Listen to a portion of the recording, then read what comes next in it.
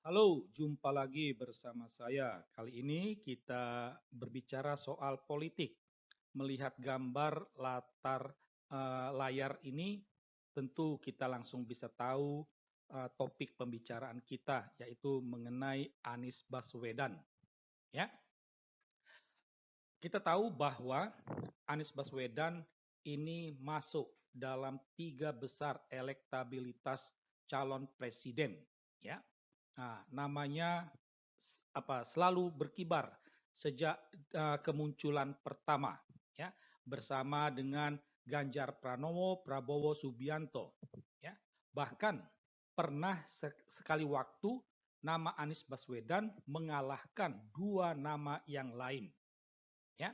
Nah, ini bagi kami sangat menarik, ya, sangat menarik untuk mencermati fenomena Anies Baswedan, ya.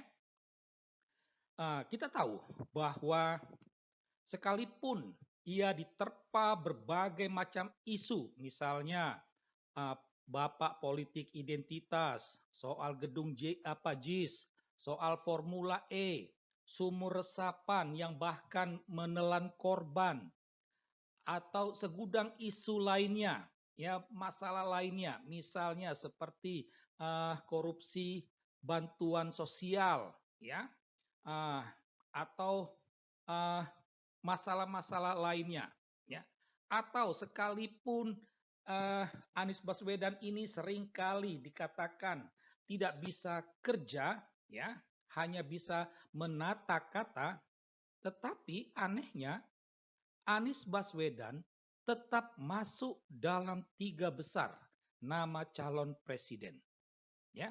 Nah, ini sangat sangat menarik, ya, sangat menarik gitu. Jadi berbagai macam isu, ya, berbagai macam berita miring dilontarkan kepada Anies Baswedan, ya. Bahkan soal tidak bisa kerja, ya, begitu nyata ketika pejabat pejabat apa gubernur PLT gubernur sekarang Heru Budi bisa menampilkan kinerja yang luar biasa, tetap nama Anies tidak bergeser. Dia tetap masuk dalam tiga besar nama calon presiden. Ya.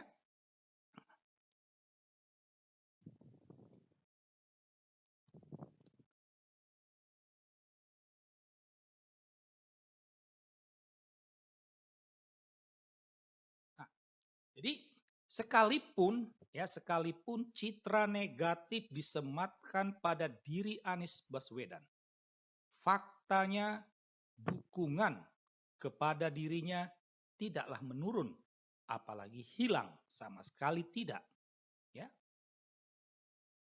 Sekalipun Heru Budi sebagai PLT DKI Jakarta kerjanya sangat bagus, jauh berbeda dengan Anies, tetap nama Anies masih dalam tiga besar. Hal inilah, ya, hal inilah yang menimbulkan kata tanya kenapa, ya.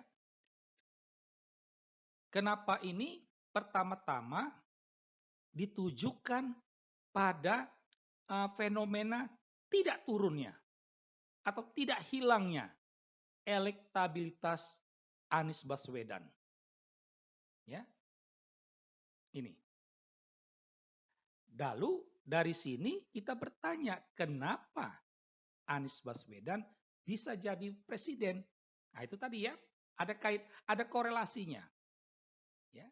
Pertama, karena dia namanya itu tidak hilang atau tidak turun elektabilitasnya, sekalipun citra negatif disematkan padanya, maka dari sinilah kita menemukan alasan kenapa Anies bisa jadi presiden. Ya.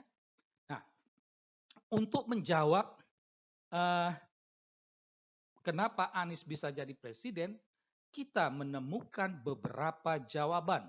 Ya. Yang pertama, satu fakta yang tak bisa dipungkiri, di Indonesia ini masih banyak pemilih Islam yang fanatik. Ya. Fanatisme ini dikaitkan dengan agama, dengan Islam.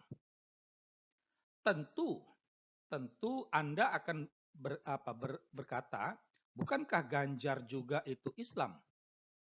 Ya. Tetapi dibandingkan dengan Anies Baswedan, keislamannya lebih. Ya, Anies lebih. Karena apa? Karena dia dari Yaman. Satu daerah yang sudah Timur Tengah itu sudah diidentikan dengan Islam. Ya, jadi akarnya saja sudah Islam. Itu. Belum lagi pola pikirnya juga Islam. Karakternya juga Islam. Sementara Ganjar memang imannya Islam. Tetapi jiwanya nasionalis. Itu. Nah, jadi ini yang menentukan. Jadi masih banyak pemilih Islam yang fanatik. Yang mudah dibohongi, yang mudah dibodohi dengan ayat-ayat Al-Quran, dengan tampang Arab.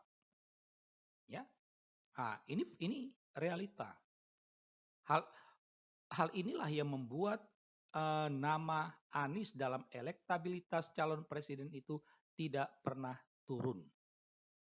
Alasan yang kedua, masih banyak pemilih di Indonesia ini yang irasional.